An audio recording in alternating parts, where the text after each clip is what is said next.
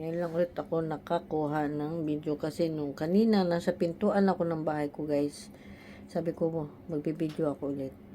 Kakaupo-upo ko lang dito tumawag yung satso namin. Kasi nga daw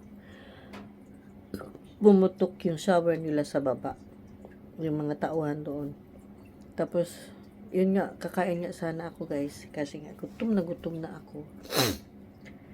Sabi ko, sige po, babalik po ako.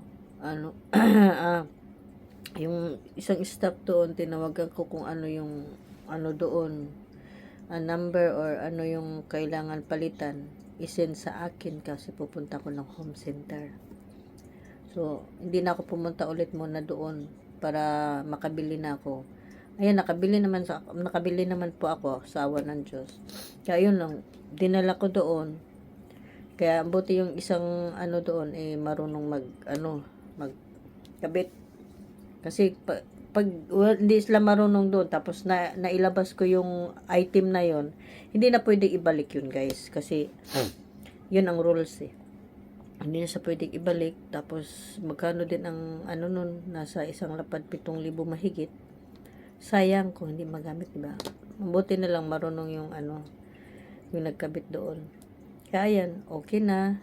Tapos, pwede na ako kumain. Kain tayo guys. Ito lang ang kinain ko guys. Oh, yan lang kinain ko guys.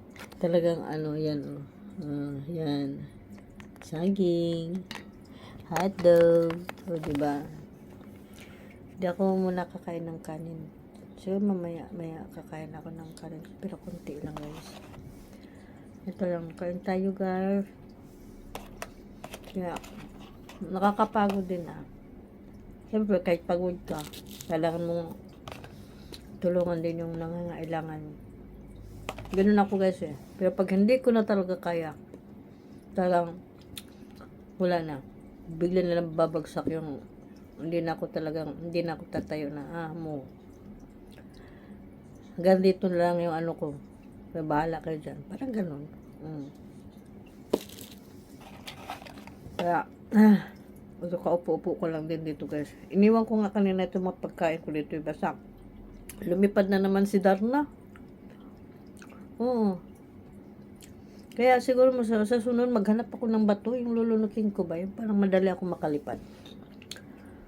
Para man ako si Darna. Si Wonder Woman. Ay, buti lang. Gikapoy ko. Kapoy yung anong kinabuhay no? Kapoy niya parang masaya dito kasi nakakatulong ka, diba? Kain muna ako guys, mata niya.